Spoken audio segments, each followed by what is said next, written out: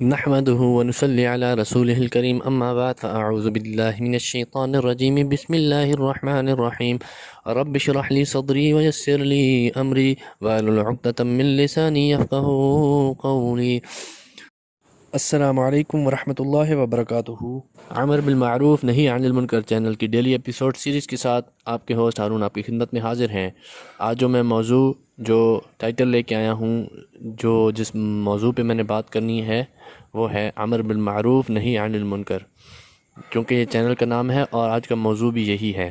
اسی کانٹیسٹ اور اسی حوالے سے میں جو احادیث اور جو احکامات آپ کے سامنے پیش کروں گا وہ اس کو سپورٹ کریں گے۔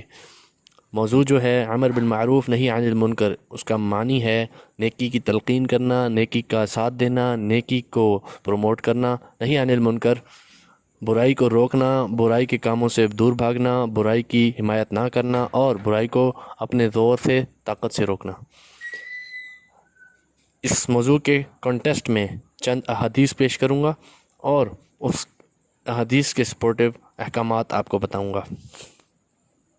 زندگی کا مقصد، زندگی کا ایک ایم، پرپز، مشن جو مومنین مومنات، مسلمین مسلمات، مومن مرد اور عورت، مسلمان مرد اور عورت کو ملا ہے، اللہ رب العزت نے جو دیا ہے وہ یہ ہے کہ نیکی کرنا، برائی سے روکنا۔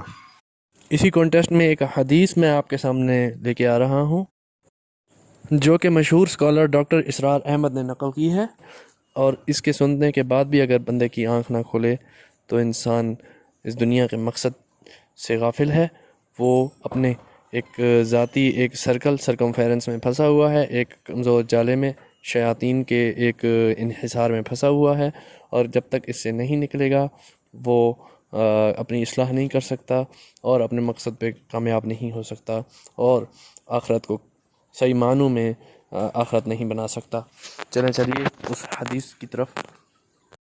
آخری چیز ہے، اس کے بعد بھی اگر آنکھ نہیں کھلتی کسی انسان کی تو میں نہیں سمجھتا کہ وہ اپنے گرد اس نے جو یہ فلا تزکوا انفسکم، اس نے جو اپنے گرد تزکیہ نفس کا ایک مصنوعی حالہ بنا لیا ہے، کبھی بھی وہ اس حالے سے نکل سکے گا اگر اس حدیث سے بھی آنکھ نہ کھلی۔ اور وہ حدیث کیا ہے؟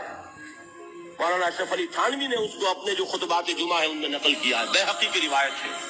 اوحى اللہ عز وجل الى جبرائیل علیہ الصلوۃ والسلام ان اقلب مدینۃ کذا وکذا باہلھا، اللہ نے حکم دیا حضرت جبرائیل کو فلاں فلاں بستیوں کو الٹ دو اس کے رہنے والوں سمیت۔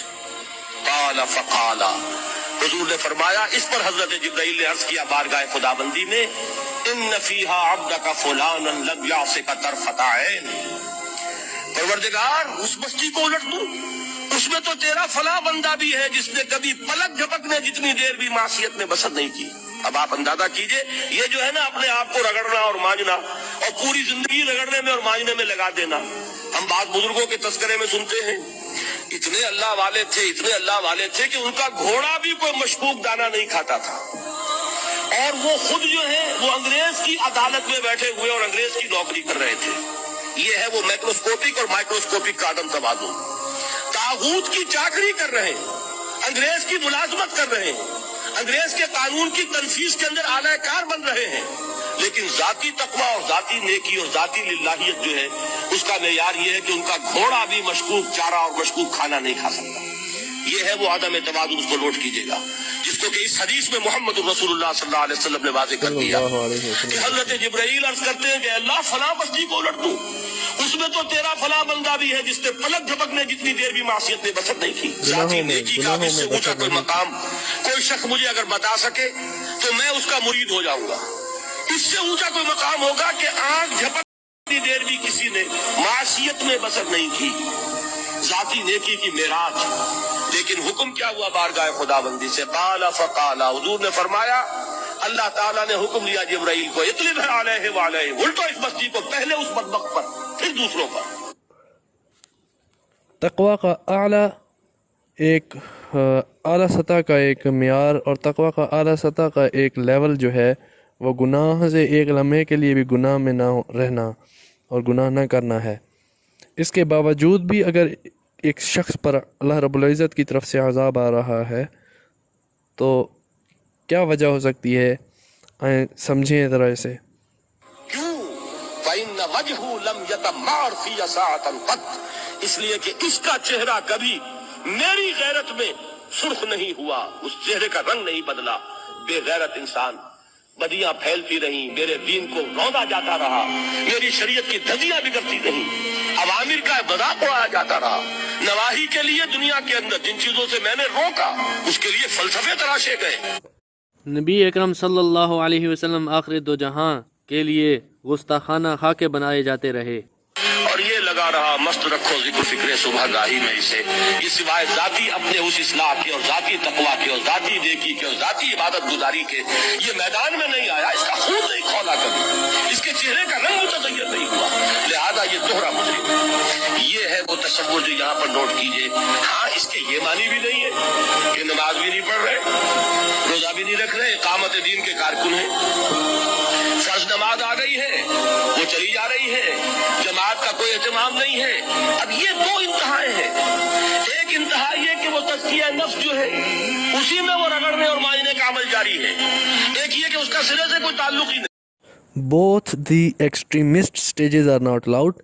نیکی نیکی کرتے رہنا اور برائی کو روکنا ہی نہیں، اس کو ایڈریس ہی نہ کرنا، اور نیکی کی طرف جانا ہی نہیں، برائی میں ہی پھنسے رہنا، دونوں الاؤ نہیں ہیں۔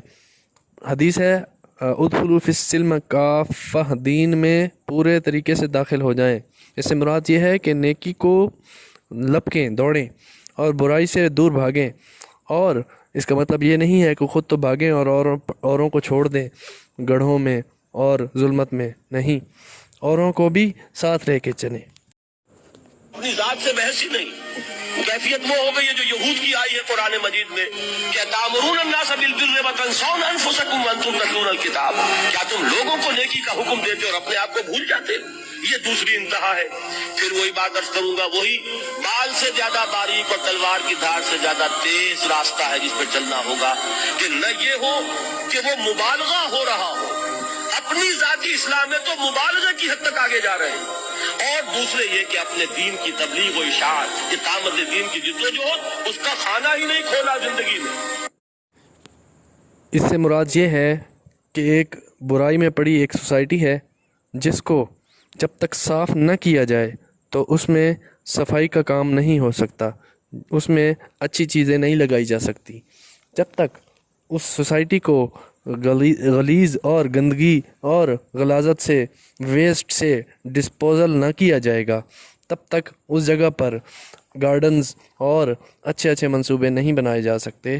سیم از دا کیس، دل کے ظلم کو، ظلمات کو، اندھیروں کو اور دین کے اوپر جو باتیں ہو رہی ہیں اور اس کے خلاف جو سازشیں ہو رہی ہیں، ان کے خلاف یکجا ہو کر یونٹی دکھائی جائے، یہ نہ کی جائے اور اپنا تزکیہ کیا جائے اور اپنا ہی ایک حالہ بنایا جائے اور اس میں ہی لگے رہیں اور سمجھیں کہ میں گڈ کر رہا ہوں، زندگی میں بہت ایفرٹ کر رہا ہوں، محنت کر رہا ہوں۔ both stages are not allowed۔ First we have to remove the negativity and the wrong actions from others as well as in ourselves, and we have to dominate on the people who are using wrong actions against our religion۔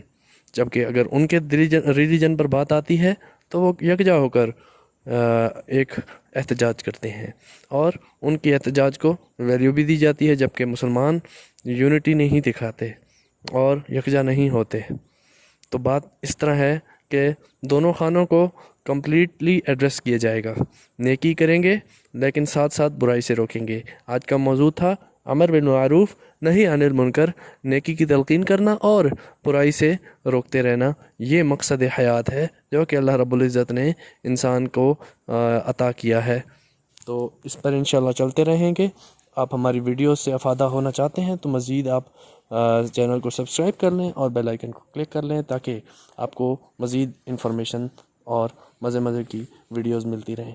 جزاکم اللہ خیر وما علینا الا البلاغ المبین۔